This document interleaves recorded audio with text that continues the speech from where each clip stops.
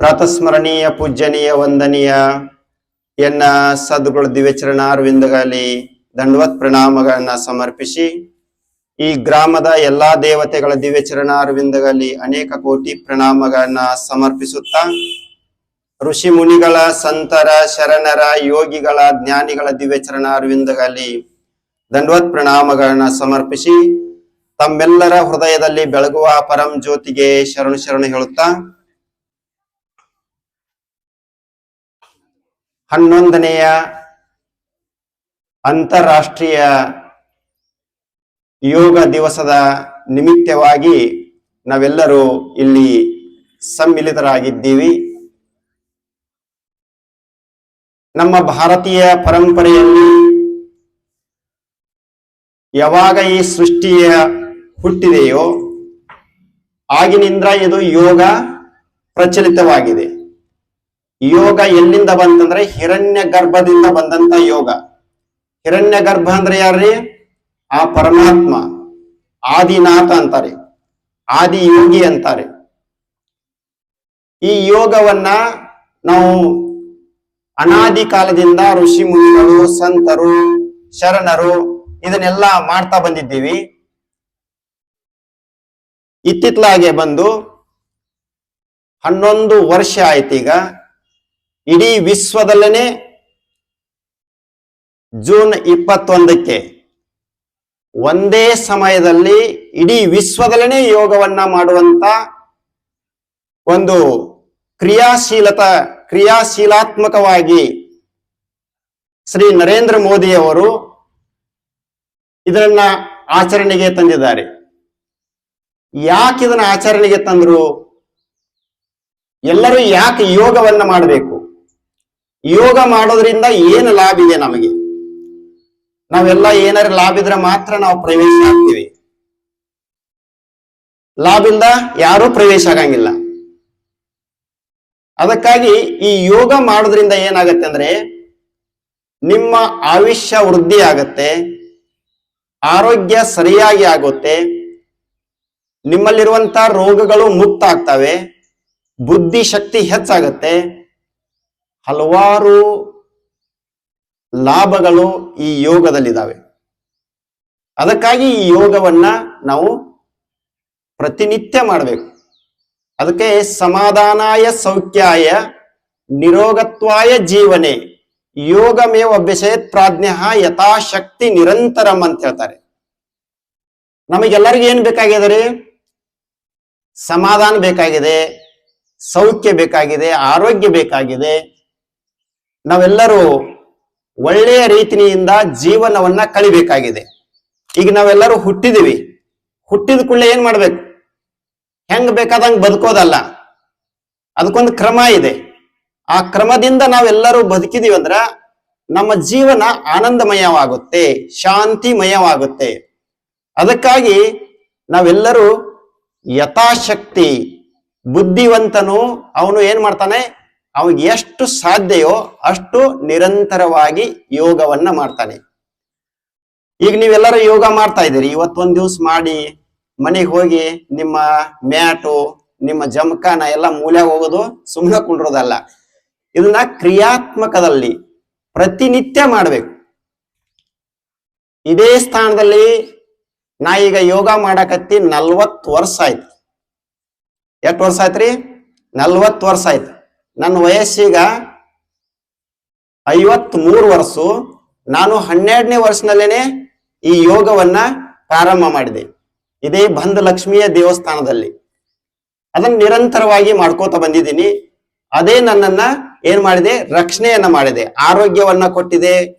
ನನಗೆಲ್ಲ ಎಲ್ಲಿ ಬೇಕಾದಲ್ಲಿ ಹೋದ್ರು ಒಂದು ಗೌರವವನ್ನ ಕೊಟ್ಟಿದೆ. ಯಾವ್ದ್ರಿ? ಯೋಗ. ವಿದ್ವಾನ್ ಸರ್ವತ್ರ ಪೂಜ್ಯತೆ ಅಂತ ಹೇಳ್ತಾರೆ. ವಿದ್ಯಾವಂತ ಎಲ್ಲಾ ಕಡೆ ಪೂಜನೆ ಆಗ್ತಾನೆ. ಅದಕ್ಕೇನು ದುಡ್ಡು ಬೇಕಾಗಿಲ್ಲ. ಏನ್ ಬೇಕ್ರಿ? ವಿದ್ಯಾ ಬೇಕು. ಚಿಕಾಗೋದಲ್ಲಿ ವಿವೇಕಾನಂದ್ರ ಹೋಗಿದ್ರು. ಏನ್ ತಗೊಂಡ್ ಹೋಗಿದ್ರೆ? ಸುಟ್ಗೇಸ್ ಕಂಡ್ಲಿ ರೊಕ್ಕ ತಗೊಂಡ್ ಹೋಗಿದ್ರೇನ್ರಿ? ಏನ್ ತಗೊಂಡ್ ಹೋಗಿದ್ರಿ? ಬುದ್ಧಿಯನ್ನ ತಗೊಂಡ್ ಹೋಗಿದ್ರ, ವಿದ್ಯೆಯನ್ನ ತೆಗೆದುಕೊಂಡು ಹೋಗಿದ್ರ. ಅದಕ್ಕಾಗಿ ಅವರು ವಿಶ್ವದಲ್ಲೇನೆ ಏನಾದ್ರಿ ಪ್ರಚಲಿತವಾಗಿದ್ದಾರೆ ವಿವೇಕಾನಂದರು. ಅದಕ್ಕ ವಿದ್ವಾನ್ ಸರ್ವತ್ರ ಪೂಜ್ಯತೆ. ನೀವೆಲ್ಲರೂ ಏನ್ ಮಾಡ್ಬೇಕ್ರಿ? ವಿದ್ಯೆಯನ್ನ ಸಂಗ್ರಹ ಮಾಡ್ಕೋಬೇಕು, ನಿಮ್ಮ ಆರೋಗ್ಯವನ್ನ ರಕ್ಷಣೆ ಮಾಡ್ಕೋಬೇಕು. ಈಗಿನ ಕಾಲದಲ್ಲಿ ಆಹಾರದಲ್ಲಿ, ವಾತಾವರಣದಲ್ಲಿ ಶುದ್ಧತೆ ಇಲ್ಲ. ಅದಕ್ಕಾಗಿ ನೀವು ಪ್ರತಿನಿತ್ಯ ಈ ಯೋಗವನ್ನ ಮಾಡೋದ್ರಿಂದ ನಿಮ್ಮ ಆರೋಗ್ಯ ಏನಾಗತ್ತೆ, ಸುಧಾರಣೆ ಆಗತ್ತೆ, ನೀವು ಆರೋಗ್ಯವಂತರಾಗಿರ್ತೀರಿ. ಅದಕ್ಕಾಗಿ ನರೇಂದ್ರ ಮೋದಿ ಅವರು ನಮ್ಮ ಭಾರತದಲ್ಲಿರುವಂತ ಜನರಷ್ಟೇ ಅಲ್ಲ, ಬೇರೆ ದೇಶದಲ್ಲಿರುವಂತ ಜನರಿಗೂ ಏನಾಗ್ಲಿ ಆರೋಗ್ಯದ ಒಂದು ಭಾಗ್ಯ ಸಿಗಲಿ ಅಂತ ಹೇಳಿ ಅವರು ಈ ಯೋಗ ದಿನಾಚರಣೆನ ಅಂತಾರಾಷ್ಟ್ರೀಯ ಯೋಗ ದಿನವನ್ನ ಹಮ್ಮಿಕೊಂಡಿದ್ದಾರೆ. ಎಲ್ಲರೂ ಬಲಿಷ್ಠರಾಗಬೇಕು, ಎಲ್ಲರೂ ಆರೋಗ್ಯವಂತರಾಗಬೇಕು ಅಂತ ಹೇಳಿ ಅವರಲ್ಲಿ ಒಂದು ಜನರ ಮೇಲೆ ಒಂದು ಕಳಕಳಿಯ ಭಾವದಿಂದ ಅಥವಾ ಅವರ ಒಂದು ವಿಶೇಷವಾದಂತ ಅವರ ಒಂದು ಕೊಡುಗೆಯನ್ನ ಈ ವಿಶ್ವ ಯೋಗ ದಿನಾಚರಣೆಯನ್ನು ಕೊಟ್ಟಿದ್ದಾರೆ. ನಾವೆಲ್ಲರೂ ಯೋಗ ದಿನಾಚರಣೆಯಲ್ಲಿ ಪಾಲ್ಗೊಂಡಿದ್ದೀವಿ. ಇನ್ನು ಆರೋಗ್ಯದ ದೃಷ್ಟಿಯಿಂದ ನೋಡೋದಾದ್ರೆ ನಮಗೆಲ್ಲರಿಗೂ ಆರೋಗ್ಯ ಬೇಕು. ಆರೋಗ್ಯ ಬೇಕಾದ್ರೆ ಏನ್ ಮಾಡ್ಬೇಕ್ರಿ, ಈ ಕಡೆ ಲಕ್ಷ ಇರ್ಲಿ, ಈ ಕಡೆ ಏನಲ್ಲ, ಈ ಕಡೆ ಲಕ್ಷ ಇರ್ಲಿ. ನಿಮಗ ಪ್ರತಿನಿತ್ಯ ನಿಮ್ಮ ಆರೋಗ್ಯ ರಕ್ಷಣೆ ಮಾಡ್ಕೋಬೇಕಾದ್ರೆ ಬೆಳಿಗ್ಗೆ ಎದ್ದು ಕೂಡಲೇ 1 ಗ್ಲಾಸ್ ಉಗುರು ಬೆಚ್ಚಗ ನೀರನ್ನು ಕುಡಿಬೇಕು. ಇದನ್ನ ನೆನಪಲ್ಲಿ ಇಟ್ಕೋರಿ. ನಿಮ್ಮ ಮನೆಯಲ್ಲಿ ಮಣ್ಣಿನ ಪಾತ್ರೆ ಇರಲಿ ಅಥವಾ ತಾಮ್ರದ ಪಾತ್ರೆ ಇರಲಿ, ಅದರೊಳಗೆ ಇಟ್ಟಂತ ನೀರನ್ನ ಕುಡಿಬೇಕು. ಅದಕ್ಕಾಗಿ ಈಗ ನಾವು ಜೀವನವೆಲ್ಲ ಏನಾಗಿದೆ, ಪ್ಲಾಸ್ಟಿಕ್ ಮಯ ಆಗಿದೆ. ಪ್ಲಾಸ್ಟಿಕ್ ಮಯ, ಪ್ರತಿಯೊಂದು ಪ್ಲಾಸ್ಟಿಕ್ ದಲ್ಲಿನೇ ಇಟ್ಟು ನೀರು ಕುಡಿತೀವಿ ನಾವು. ಹಂಗ್ ಮಾಡಕ್ ಹೋಗ್ಬೇಡ್ರಿ. ಏನು ನಾವು ಮಣ್ಣಿನ ಪಾತ್ರೆ ಇದೆ, ಕಂಚಿನ ಪಾತ್ರೆ ಇದೆ, ತಾಮ್ರದ ಪಾತ್ರೆ ಇದೆ, ಅದನ್ನೆಲ್ಲ ಕಟ್ಟಿ ಎಲ್ಲಿ ಒಗದಿದೀವ್ರಿ, ಮ್ಯಾಲ ಒಗದ್ ಬಿಟ್ಟಿದೀವಿ. ಮೊದಲೆಲ್ಲ ಹಂಡೆ ಇದ್ದು ಕೊಡ ಇದ್ದು ಅವನ್ನೆಲ್ಲ ಕಟ್ಟಿ ಒಗದ್ ಬಿಟ್ಟಿದೀವಿ. ಅದಕ್ಕಾಗಿ ತಾಮ್ರದ ಪಾತ್ರೆಯಲ್ಲಿ ನೀವು ನೀರು ಕುಡಿದ್ರಿ ಅಂದ್ರ ನಿಮಗೆ ಏನೇನು ಬೇಕು ಶರೀರದಲ್ಲಿ, ವಿಟಾಮಿನ್ ಆಗ್ಲಿ, ನಿಮ್ಮ ಕಲ್ಮಶವನ್ನ, ದೇಹದಲ್ಲಿರುವಂತ ಕಲ್ಮಶವನ್ನ ಹೊರಗಾಕುವಂತ ಶಕ್ತಿ ಏನ್ ಮಾಡ್ತದ್ರಿ, ತಾಮ್ರದ ಪಾತ್ರೆ ಮಾಡ್ತದ. ತಾಮ್ರದ ಪಾತ್ರೆ ಆಗಲಿ, ಬೆಳ್ಳಿಯ ಪಾತ್ರೆ ಆಗಲಿ, ಬಂಗಾರ ಪಾತ್ರೆ ಆಗಲಿ ಬಹಳ ಶ್ರೇಷ್ಠವಾದಂತವು. ಅವೆಲ್ಲ ಸಿಗಲಿಕ್ಕಾಗಿ ನಾವೇನ್ ಮಾಡ್ಬೇಕು, ಅಟ್ಲೀಸ್ಟ್ ತಾಮ್ರದ ಪಾತ್ರೆಯಲ್ಲೇ ಇಟ್ಕೊಂಡು ನೀರು ಕುಡಿಬೇಕು. ಅಂದ್ರೆ ನಮ್ಮ ಆರೋಗ್ಯ ಚೆನ್ನಾಗಿರ್ತದ. ಅದನ್ನ ನೀವು ಪ್ರಯತ್ನ ಮಾಡ್ಬೇಕು. ಆಮೇಲೆ ನಮ್ಮ ಬುದ್ಧಿ ಶಕ್ತಿಗಾಗಿ ನಾವೇನ್ ಮಾಡ್ಬೇಕು, ಈಗೆಲ್ಲ ಯುವಕರು ಬಂದಿದ್ರಿ, ಹುಡುಗರು ಬಂದಿದ್ರಿ, ಬುದ್ಧಿ ಶಕ್ತಿಗಾಗಿ ಏನ್ ಮಾಡ್ಬೇಕ್ರಿ, ಬೆಳಿಗ್ಗೆ ಎದ್ದ ಕೂಡಲೇ 5 ಎಲೆ ತುಳಸಿ ಎಲೆಯನ್ನ ತಿನ್ಬೇಕು ನೀವು. 5 ಎಲೆ ತುಳಸಿ ಎಲೆ, ಕೃಷ್ಣ ತುಳಸಿ ಅಂತಾರ ಅದಕ್ಕೆ. ನೀವು ಮತ್ತೆ ಎಲ್ಲರೂ ಬೇರೆ ಕಡೆ ಕಿತ್ಕೊಂಡ್ ಮಾಡಕ್ ಹೋಗ್ಬೇಡ್ರಿ. ನೀವೇನ್ ಮಾಡ್ರಿ, ನಿಮ್ಮ ಮನೆ ಮುಂದ ಅಥವಾ ನಿಮ್ಮ ಗಾರ್ಡನ್ದಲ್ಲಿ ತುಳಸಿ ಗಿಡ ನಡ್ರಿ. ಮೊದಲು ತುಳಸಿ ಗಿಡನ ಹಚ್ಚಿ ಬೆಳಿಗ್ಗೆ ಎದ್ದ ಕೂಡಲೇ 5 ತುಳಸಿ ಎಲೆ ತಿನ್ನೋದ್ರಿಂದ ಬುದ್ಧಿ ಶಕ್ತಿ ಹೆಚ್ಚಾಗತ್ತೆ. ನಿಮ್ಮಲ್ಲಿರುವಂತ ರೋಗವನ್ನ ಮುಕ್ತ ಮಾಡುವಂತ ಶಕ್ತಿ ಎಲ್ಲಿದೆ, ತುಳಸಿ ಗಿಡದಲ್ಲಿದೆ.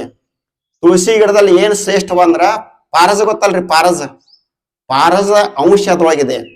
ಪಾರಜ ಅಂಶ ಅಂದ್ರ ಬಹಳ ಶಕ್ತಿವಂತ ಅದ ಪಾರಜ ಅಂದ್ರ. ಅಂತ ಗುಣ ಎದ್ರೊಳಗಿದರೆ ತುಳಸಿ ಗಿಡದಲ್ಲಿದೆ. ಅದಕ್ಕಾಗಿ ತುಳಸಿ ಎಲೆಯನ್ನ ಪ್ರತಿನಿತ್ಯ 5 ಎಲೆಯನ್ನ ತೆಗೆದುಕೊಳ್ಬೇಕು. 1 ದಿವಸ ಮಾತ್ರ ನೀವು ತಿನ್ನಕ್ ಹೋಗ್ಬೇಡ್ರಿ. ಯಾವ ದಿವಸ ರೀ, ಏಕಾದಶಿ ದಿವಸ. ಏಕಾದಶಿ ದಿವಸ ತುಳಸಿ ಗಿಡವನ್ನ ಮುಟ್ಲಿಕ್ಕೆ ಹೋಗ್ಬೇಡ್ರಿ. ಪೂಜೆ ಮಾಡ್ರಿ, ನಮಸ್ಕಾರ ಮಾಡ್ರಿ. ತುಳಸಿ ಎಲೆಯನ್ನ ಆ ದಿವಸ ಹರ್ಲಿಕ್ಕೆ ಹೋಗ್ಬೇಡ್ರಿ. ಆಮೇಲೆ ಬುದ್ಧಿ ಶಕ್ತಿಯನ್ನ ಹೆಚ್ಚು ಮಾಡ್ಕೋಬೇಕಾರ ನೀವೆಲ್ಲರೂ ಏನ್ ಮಾಡ್ಬೇಕ್ರಿ, ದಿವ್ಸಕ್ಕೆ 3 ಚಮಚೆ ತುಪ್ಪ ತಿನ್ಬೇಕು. ಆಕಳ ತುಪ್ಪಿರ್ಲಿ ಅಥವಾ ಎಮ್ಮಿ ತುಪ್ಪಿರ್ಲಿ. ಏನ್ ಮಾಡ್ಬೇಕ್ರಿ, ದಿವ್ಸಕ್ಕೆ 3 ಚಮಚೆ ಏನ್ ಮಾಡ್ಬೇಕು, ತುಪ್ಪ ತಿನ್ಬೇಕು. ಬೆಳಿಗ್ಗೆ ಮತ್ತು ಸಾಯಂಕಾಲ ಮಜ್ಜಿಗೆ ಊಟ ಮಾಡಕ್ ಹೋಗ್ಬೇಡ್ರಿ. ಮಜ್ಜಿಗೆ ಮೊಸರನ್ನ ಊಟ ಮಾಡಕ್ ಹೋಗ್ಬೇಡ್ರಿ. ಮಧ್ಯಾಹ್ನದಾಗ ಮಾತ್ರ ಏನ್ ಮಾಡ್ಬೇಕ್ರಿ, ಮಜ್ಜಿಗೆಯನ್ನ ಮೊಸರನ್ನ ಊಟ ಮಾಡ್ರಿ. ಮಜ್ಜಿಗೆ ಮತ್ತು ಮೊಸರು ಯಾವಾಗ ಊಟ ಮಾಡ್ತಿರ್ಲಿ ಆಗ ತುಪ್ಪ ತೆಗೆದುಕೊಳಕ್ ಹೋಗ್ಬೇಡ್ರಿ. ತುಪ್ಪಕ್ಕ ಮತ್ತು ಮಜ್ಜಿಗೆಗೆ ಏನಾಗತ್ತೆ, ಮೊಸರಿಗೆ ಪಾಯ್ಸನ್ ಆಗತ್ತೆ. ಅವ್ 2 ಕುಡಿದ್ರ ಪಾಯ್ಸನ್ ಆಗತ್ತೆ. ಅದರಿಂದ ಹುಟ್ಟಿದ ಕರೆ ಆದ್ರ ಪಾಯ್ಸನ್ ಆಗತ್ತೆ. ಯಾವ್ದು ಮಿಶ್ರ ಮಾಡ್ಬೇಕು, ಯಾವ್ದು ಮಿಶ್ರ ಮಾಡಬಾರ್ದು ಅದನ್ನ ನೀವು ತಿಳ್ಕೊಬೇಕು. ಮಜ್ಜಿಗೆ ಮತ್ತು ಮೊಸರನ್ನ ಸೇವನೆ ಮಾಡಿದಾಗ ತುಪ್ಪ ಸೇವನೆ ಮಾಡಕ್ ಹೋಗ್ಬೇಡ್ರಿ. ಅದಕ್ಕಾಗಿ ಶ್ರೇಷ್ಠವಾದಂತ ಈ ತುಪ್ಪವನ್ನ ಸೇವನೆ ಮಾಡೋದ್ರಿಂದ ನಮ್ಮ ಬುದ್ಧಿ ಶಕ್ತಿ ಹೆಚ್ಚಾಗತ್ತೆ. ಅದಕ್ಕೆ ಸಂಸ್ಕೃತದಲ್ಲಿ ಏನ್ ಹೇಳ್ತಾರೆ, ಘೃತೇನ ವರ್ಧತೆ ಬುದ್ಧಿ ಅಂತ ಹೇಳ್ತಾರೆ. ಘೃತದಿಂದ, ಘೃತ ಅಂದ್ರೆ ಏನ್ರಿ, ಘೃತ ಅಂದ್ರೆ ಏನ್ರಿ, ತುಪ್ಪ. ತುಪ್ಪಕ್ಕೆ ಏನಂತಾರೆ, ಘೃತ ಅಂತಾರೆ. ಮಾಂಸೇನ ವರ್ಧತೆ ಮಾಂಸ, ಘೃತೇನ ವರ್ಧತೆ ಬುದ್ಧಿ ಅಂತ ಹೇಳ್ತಾರೆ. ಮಾಂಸವನ್ನ ಸೇವನೆ ಮಾಡೋದ್ರಿಂದ ಮಾಂಸನ ದೇಹದಲ್ಲಿ ಹೆಚ್ಚಾಗತ್ತೆ, ಕರೆ ಬುದ್ಧಿ ಹೆಚ್ಚಾಗಂಗಿಲ್ಲ. ಈಗ ಮಾಂಸ ತಿಂದವ್ರು ನೋಡ್ರಿ ತಾಮಸ್ ಇರ್ತಾರೆ. ಯಾವತ್ತು ಮಂದಮತಿ ಇರ್ತದ. ಅದಕ್ಕಾಗಿ ಬುದ್ಧಿಯನ್ನ ಚುರುಕು ಮಾಡ್ಕೋಬೇಕಾರ ನಾವೇನ್ ಮಾಡ್ಬೇಕ್ರಿ, ತುಪ್ಪವನ್ನ ಸೇವನೆ ಮಾಡ್ಬೇಕು. ತುಪ್ಪದಿಂದ ಇಷ್ಟು ಲಾಭ ಇದೆ. ಆಕಳ ತುಪ್ಪವನ್ನ ಕಣ್ಣಿನಲ್ಲಿ ಹಾಕೋಬಹುದು, ಕಿವ್ಯಾಗ ಹಾಕೋಬಹುದು, ಮೂಗ್ನ್ಯಾಗ ಹಾಕೋಬಹುದು. ಇವ್ನ್ಯಾಕ ಹಾಕೋಬೇಕ್ರಿ, ಎದಕ್ ಹಾಕೋಬೇಕಾರ, ಕಣ್ಣಿನ ಸಮಸ್ಯೆ ಇದ್ರೆ ಕಣ್ಣಾಗ ಹಾಕೋಬೇಕು, ಕಿವಿ ಸಮಸ್ಯೆ ಇದ್ರೆ ಕಿವ್ಯಾಗ ಹಾಕೋಬೇಕು. ಮತ್ ಯಾರಿಗೆ ಡೊರ್ಕಿ ಹೊಡಿತಿರ್ತಾರ, ರಾತ್ರಿ ಕರಾಟೆ ಹೊಡಿತಿರ್ತಾರಲ್ರಿ, ಎಷ್ಟೋ ಮಂದಿ ಡೈವರ್ಸ್ ಕೊಡ್ತಾರೆ ಕರಾಟೆ ಹೊಡಿದ್ರಿಂದ, ಡೈವರ್ಸ್ ಆಗ್ತಾವ ಸಿಟಿ ಒಳಗೆ. ಅದಕ್ಕಾಗಿ ಈ ಏನ ಡೊರ್ಕಿ ಹೊಡಿತಿರ್ತಾರಲ್ಲ ಅವರು ಆಕಳ ತುಪ್ಪವನ್ನ ಮೂಗ್ನ್ಯಾಗ ಹಾಕಿದ್ರ ಆ ಡೊರ್ಕಿ ಹೊಡಿದೆಲ್ಲ ಕಡಿಮೆ ಆಗತ್ತೆ. ಶ್ವಾಸ ಪ್ರಶ್ವಾಸ ಏನಾಗತ್ತೆ, ಮಾಂಸ ಬೆಳೆದಿರ್ತದೆ, ದುರ್ಮಾಂಸ ಬೆಳೆದಿರ್ತದೆ, ಉಸಿರು ಸಾಲಂಗಿಲ್ಲ. ಹೀಗಾಗಿ ಅದು ಸರಿಯಾಗಿ ಆಗತ್ತೆ. ಆಮೇಲೆ ಬುದ್ಧಿ ಮಾಂದ್ಯತೆ ಇದ್ದವಗೆ ಎಂತ ಹುಚ್ಚ ಹಿಡ್ದೈತಿ ಅಂದ್ರ ಸುದೇಕ, ಹುಚ್ಚ ಹಿಡ್ದವಾಗ ಸುದೇಕ ಹಳಿ ತುಪ್ಪವನ್ನ ಎಷ್ಟು ವರ್ಷ ಹಳಿ ಇರ್ತೈತಲ್ರಿ ಅಷ್ಟು ಪವರ್ಫುಲ್ ಅದಕ್ಕೆ. ಎದಕ್ರಿ, ತುಪ್ಪಕ್ಕ ಅಷ್ಟು ಪವರ್ಫುಲ್. 50 ವರ್ಷದ ತುಪ್ಪ ಇತ್ತರೋ ಅದಕ್ಕೆ ಇನ್ನೂ ಜಾಸ್ತಿ ಬೆಲೆ ಇರ್ತದ್ರಿ. ಅಂತ ತುಪ್ಪವನ್ನ ಹುಚ್ಚ ಹಿಡ್ದವ ಮುಗ್ನ್ಯಾಗ ಹಾಕಿದ್ರ ಹುಚ್ಚ ಬಿಟ್ಟು ಹೋಗ್ತದ. ಅಷ್ಟು ಶಕ್ತಿ ಎದಕ್ಕಿದೆ ರೀ, ತುಪ್ಪಕ್ಕಿದೆ. ನಾವು ತುಪ್ಪ ಸೇವನೆ ಮಾಡಂಗಿಲ್ಲ, ಬೇರೆ ಬೇರೆ ಸೇವನೆ ಮಾಡ್ತೀವಿ. ಅದಕ್ಕಾಗಿ ನೀವೆಲ್ಲರೂ ಮುದ್ದು ಮಕ್ಕಳಿದ್ರಿ, ವಿದ್ಯಾರ್ಥಿಗಳಿದ್ರಿ, ಗುಟ್ಕ, ತಂಬಾಕು, ಕುರ್ಕುರಿ, ಇವೆಲ್ಲ ಚಾಕ್ಲೇಟು ಇವೆಲ್ಲ ಬಿಟ್ಟು ಬಿಡ್ಬೇಕು. ಏನ್ ಮಾಡ್ಬೇಕು, ಸರಿಯಾಗಿ ಊಟ ಮಾಡ್ಬೇಕು. ಸರಿಯಾಗಿ ಊಟ ಮಾಡೋದ್ರಿಂದ ನಮ್ಮ ಆರೋಗ್ಯ ಚೆನ್ನಾಗಿರ್ತದ. ಮನ್ಯಾಗ ರೊಕ್ಕ ಕೊಟ್ಟಿರ್ತಾರೆ, 10 ರೂಪಾಯಿ 20 ರೂಪಾಯಿ ಇಸ್ಕೊಂಡ್ ಬರ್ತೀರಿ, ಕುರ್ಕುರಿ ಚಾಕ್ಲೇಟು ಇಂಥವೆಲ್ಲ ತಿಂದ ನಿಮ್ಮ ಆರೋಗ್ಯವನ್ನ ಹಾಳು ಮಾಡ್ಕೋಕ್ ಹೋಗ್ಬೇಡ್ರಿ. ಯಾಕಂದ್ರ ಅಮೂಲ್ಯವಾದಂತ ಶರೀರ, ಈ ಶರೀರ ಹಗಲೆಲ್ಲ ಬರಂಗಿಲ್ಲ. ಒಮ್ಮೆ ಕೆಟ್ಟಂದ್ರ ಅದನ್ನ ಸುಧಾರಣೆ ಮಾಡ್ಲಿಕ್ಕೆ ಎಷ್ಟೋ ರೊಕ್ಕ ಹೋಗ್ತಾವ. ಏನ್ರಿ, ಪ್ಲಾಸ್ಟಿಕ್ ತಿಂದ ಎಷ್ಟೋ ಆಕಳುಗಳು ಸಾಯ್ತಾವ. ಹಂಗ ನಾವು ಪ್ಲಾಸ್ಟಿಕ್ ನ ತಿಂದಾಗ, ಕುರ್ಕುರಿ ಅಂದ್ರೆ ಏನ್ರಿ, ಪ್ಲಾಸ್ಟಿಕ್ ಅದನ್ನ ಒಂದಿಟ ಕುರ್ಕುರಿ ತೆಗದ ಒಂದಿಟ ಬೆಂಕಿ ಹಚ್ಚಿ ನೋಡ್ರಿ, ಪ್ಲಾಸ್ಟಿಕ್ ಹೆಂಗ್ ಸುಡ್ತೈತಲ್ಲ ಅದು ಹಂಗ ಸುಡ್ತದ, ಡೈಜೆಷನ್ ಆಗಂಗಿಲ್ಲ, ಒಳಗ ಹೋತಾರ. ಅದಕ್ಕಾಗಿ ಅದು ಹೋಗಿ ಏನಾಗ್ತದ, ಗಂಟ ಹಾಕೊಂಡ್ ಕುಂಡಿರ್ತದ. ಆ ಗಂಟವನ್ನು ತೆಗಿಬೇಕಾರ ಮತ್ ಹಲವಾರು ದುಡ್ಡುಗಳನ್ನ ಖರ್ಚು ಮಾಡ್ಬೇಕಾಗತ್ತೆ. ಅದನ್ನ ನೀವೆಲ್ಲರೂ ಮಾಡಕ್ ಹೋಗ್ಬೇಡ್ರಿ. ಬೇಕರಿ ಫುಡ್ ಅನ್ನ ಆದಷ್ಟು ಅವಾಯ್ಡ್ ಮಾಡ್ರಿ. ಮತ್ತೆ ಇಲ್ಲಿ ಬೇಕರಿ ಅಂಗಡಿ ಇದ್ದವ್ರು ಬಾ ನಾನ್ ಬೇಯಬಾರ್ದವ್ರು. ಬೇಕರಿ ಫುಡ್ ಅನ್ನ ಅವಾಯ್ಡ್ ಮಾಡ್ರಿ. ಯಾಕಂದ್ರ ಆರೋಗ್ಯಕ್ಕೆ ಹಾನಿಕಾರಿ ಮೈದಾ ಹಿಟ್ಟು. ಮೈದಾ ಹಿಟ್ಟಿನಿಂದ ಹಲವಾರು ರೋಗಗಳು ಬರ್ತಾವೆ. ಅದಕ್ಕಾಗಿ ನೀವು ನಿಮ್ಮ ಆರೋಗ್ಯವನ್ನ ಸುಧಾರಣೆ ಮಾಡ್ಕೋಬೇಕಾರ ಆಹಾರದಲ್ಲಿ, ಆಹಾರವೇ ಔಷಧ ಆಗ್ಬೇಕು. ನಮಗ ಏನಾಗ್ಬೇಕ್ರಿ, ಊಟವೇ ಔಷಧ ಆಗ್ಬೇಕು. ಔಷಧ ರೂಪದಿಂದ ಊಟವನ್ನ ತೆಗೆದುಕೊಳ್ಬೇಕು. ಆಮೇಲೆ ನಮ್ಮ ಜೀವನದಲ್ಲಿ ನಾವು ಉನ್ನತ ಮಟ್ಟಕ್ಕೆ ಹೋಗ್ಬೇಕಾರ ಏನ್ ಮಾಡ್ಬೇಕ್ರಿ, ಹಾಸಿಗೆ ಹಾಸ್ಕೊಂಡ್ ಮಾಡ್ಕೋಬೇಕನ್ರಿ, ಪ್ರಯತ್ನ ಮಾಡ್ಬೇಕು. ಪ್ರಯತ್ನ ಮಾಡಿದ್ರೆ ಮಾತ್ರ ನಾವೇನಾಗ್ತೀವಿ, ಉನ್ನತ ಮಟ್ಟಕ್ಕೆ ಹೋಗ್ಲಿಕ್ಕೆ ಸಾಧ್ಯತೆ ಇದೆ. ಅದಕ್ಕಾಗಿ ಇದನ್ನೆಲ್ಲ ನೀವು ತಿಳ್ಕೋಬೇಕು. ತಿಳ್ಕೊಂಡು ನಿಮ್ಮ ಜೀವನವನ್ನ ನೀವು ಪಾವನ ಮಾಡ್ಕೋಬೇಕು. ಹೀಗೆ ಹೇಳಲಿಕ್ಕೆ ಸಾಕಷ್ಟಿದೆ. ಆಯುರ್ವೇದಿಕದಲ್ಲಿ BP-ಗಾಗ್ಲಿ, ಶುಗರ್ಗಾಗ್ಲಿ, ಹಾರ್ಟ್ ಪ್ರಾಬ್ಲಮ್ಗಾಗ್ಲಿ ಇವೆಲ್ಲ ಬಹಳ ಔಷಧಿ ಗುಣಗಳು ನಮ್ಮಲ್ಲಿ ಬಹಳ ಇದಾವೆ. ಅವತನ್ನೆಲ್ಲ ತೆಗೆದುಕೊಳ್ಬೇಕಾರ, ಅವತನ್ನೆಲ್ಲ ತಿಳ್ಕೋಬೇಕಾರ ಒಂದು ದಿವಸದಲ್ಲಿ ಸಾಧ್ಯ ಇಲ್ಲ. ಅದಕ್ಕಾಗಿ ನಾವು ಇದನ್ನೆಲ್ಲ ಪ್ರತಿನಿತ್ಯವನ್ನ ನಾವು ತಿಳ್ಕೋಬೇಕಾಗತ್ತೆ. ಈಗ ಇವತ್ತು ವಿಶ್ವದ ಯೋಗ ದಿನಾಚರಣೆ ಇದೆ. ಅದಕ್ಕಾಗಿ ಸ್ವಲ್ಪ ಯೋಗದ ಬಗ್ಗೆಯನ್ನ ನಾವು ತಿಳ್ಕೋಣ. ಯೋಗದಲ್ಲಿ 84 ಲಕ್ಷ ಆಸನದವ್ರಿ. ಎಷ್ಟು ಆಸನದವ್ರಿ? 84 ಲಕ್ಷ ಆಸನದಗಳವು. ಅದ್ರೊಳಗೆ ನಾವು 80 ಆಸನ ಮಾಡಿದ್ರೆ ಸಾಕು. ಮೇಲಿನ 84 ಲಕ್ಷ ಬಿಡುದು, ಬರೇ 84 ಮಾಡಿದ್ರೆ ಸಾಕು ಆಸನಗಳನ್ನ. ನಮ್ಮ ಜೀವನ ಪಾವನ ಆಗಿ ಹೋಗ್ತದ. ಅದಕ್ಕಾಗಿ ಈ ಸೂರ್ಯ ನಮಸ್ಕಾರದಲ್ಲಿ ಹಲವಾರು 12 ಭಂಗಿಗಳಿದಾವೆ. 12 ಭಂಗಿಯನ್ನು ಸರಿಯಾಗಿ ನಾವು ಮಾಡಿದ್ರೆ ನಮ್ಮ ಜೀವನ ಪಾವನ ಆಗತ್ತೆ. ಅದಕ್ಕಾಗಿ ನಾವು ಯೋಗದಲ್ಲಿ ನಾವು ಪ್ರವೇಶ ಆಗ್ಬೇಕಾದ್ರೆ ಅದರೊಳಗೆ ನಾವು ಸಮಯನ್ನ ಕೊಡ್ಬೇಕು. ನಾವು 24 ತಾಸಿನಲ್ಲಿ 1 ತಾಸು ಯೋಗಕರೆ ನಾವು ಮೀಸಲಾಗಿಟ್ಟು ಅಂದ್ರ ನಮ್ಮ ಆರೋಗ್ಯ ಚೆನ್ನಾಗಿರ್ತದ.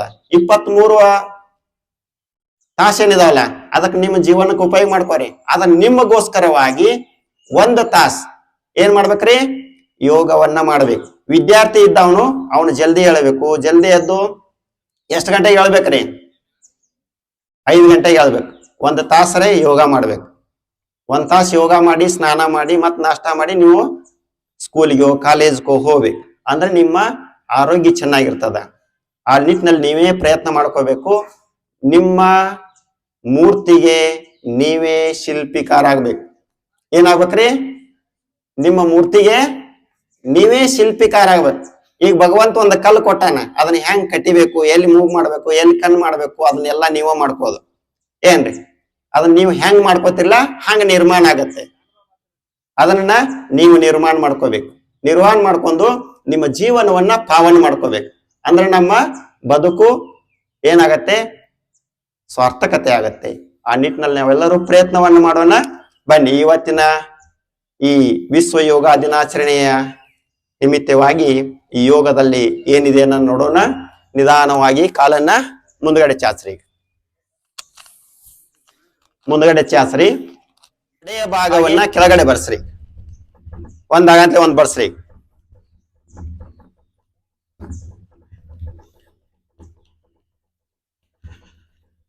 ಓಕೆ, ಎರಡು ಕಾಲನ್ನ ಸ್ವಲ್ಪ ಒಂದ್ 6 ಇಂಚ್ ಮ್ಯಾಲ ಎತ್ರಿ. ನಿಮ್ಮ ಕಾಲಾಗ ಶಕ್ತಿ ಬರ್ಬೇಕಾರ ಸ್ವಲ್ಪ ಹಿಂಗ್ ಅಟ್ ಮ್ಯಾಲ ಎತ್ತಂಗಿಲ್ಲ. ಇಲ್ಲಿ ನೋಡ್ಲಿ 6 ಇಂಚ್ ಅಟ್ಟ 6 ಇಂಚ್ ಮ್ಯಾಲ ಎತ್ರಿ. ಪಾದವನ್ನ ಹಿಂದ ಮುಂದ ಮಾಡ್ರಿ. ಅವೆಲ್ಲ ಕುರ್ಕುರಿ ತಿಂದ ಬಿಸ್ಕಿಟ್ ತಿಂದ ಶಕ್ತಿನ ಇಲ್ಲಾಗ್ಯಾವ, ಕಾಲ್ ನಡ್ಗಾಕ್ತಾವ ನೋಡ್ರಿ. ಹಾ ಬರ್ರಿ. ಆಮೇಲೆ ಒಂದೇ ಪಾದವನ್ನ ಹಿಂದೆ ಮುಂದೆ ಮಾಡ್ರಿ.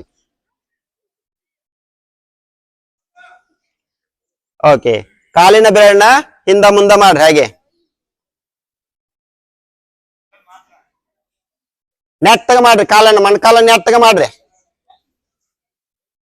ಓಕೆ, ಹಾಗೆ ಪಾದವನ್ನ ತಿರುಗಿಸ್ರಿ. ಕೆಳಗ್ ಬಿಡಾಕ್ ಹೋಗ್ಬೇಡ್ರಿ, ಪ್ರಯತ್ನ ಮಾಡ್ರಿ. ಬಾಯಿ ಮುಚ್ಕೋಬೇಕು. ಹಲ್ಲು ನನಗ್ ಕಾಣಬಾರ್ದು. ನಿಮ್ಮ ಹಲ್ಲು ಒಟ್ಟ ಕಾಣಬಾರ್ದು, ಬಾಯಿ ಮುಚ್ಕೋಬೇಕು. ಮೂಗಿನಿಂದ ಉಸಿರಾಟ ಕ್ರಿಯೆ ಮಾಡ್ರಿ. ರಿವರ್ಸ್. ರಿವರ್ಸ್ ಮಾಡ್ರಿ. ಹಾಗೆ ರಿವರ್ಸ್ ಮಾಡ್ರಿ.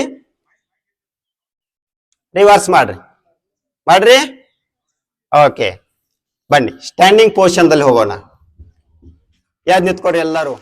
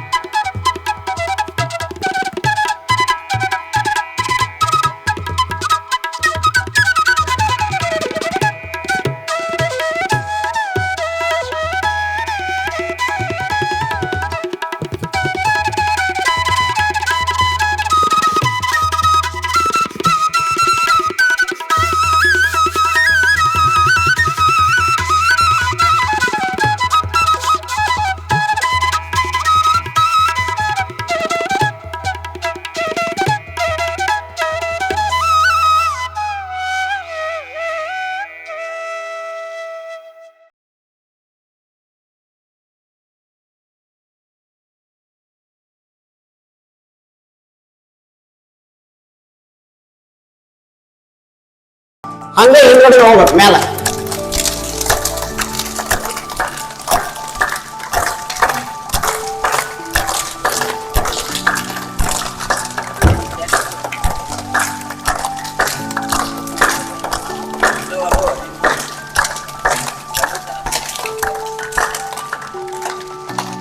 ಓಕೆ, ನಿಲ್ಲಿಸ್.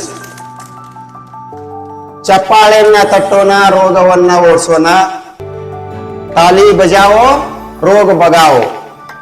100 ಆವೃತ್ತಿ ನೀವು ಡೈಲಿ ಚಪ್ಪಾಳೆ ತಟ್ಟಿದ್ರಿ ಅಂದ್ರೆ ನಿಮಗ ಕಣ್ಣಿನ ಸಮಸ್ಯೆ, ಕಿವಿ ಸಮಸ್ಯೆ, ದೇಹದಲ್ಲಿರುವಂತ ಎಲ್ಲಾ ಅಂಗಗಳನ್ನ ಸರಿಯಾಗಿ ಇಟ್ಕೊಳ್ಳಿಕ್ಕೆ ಸಾಧ್ಯತೆ ಇದೆ. ಅದಕ್ಕಾಗಿ ಒಂದೊಂದು ಪಾಯಿಂಟ್ಗಳನ್ನ ಜಾಗ್ರತೆ ಮಾಡೋಕ್ಕಿಂತಲೂ ಅಷ್ಟೇ ಟೈಮ್ದಲ್ಲಿ ಎಲ್ಲ ಅಕ್ಯುಪ್ರೆಷರ್ ಪಾಯಿಂಟ್ಗಳನ್ನ ಜಾಗ್ರತೆ ಮಾಡ್ಕೊಂಡ ಬನ್ನಿ.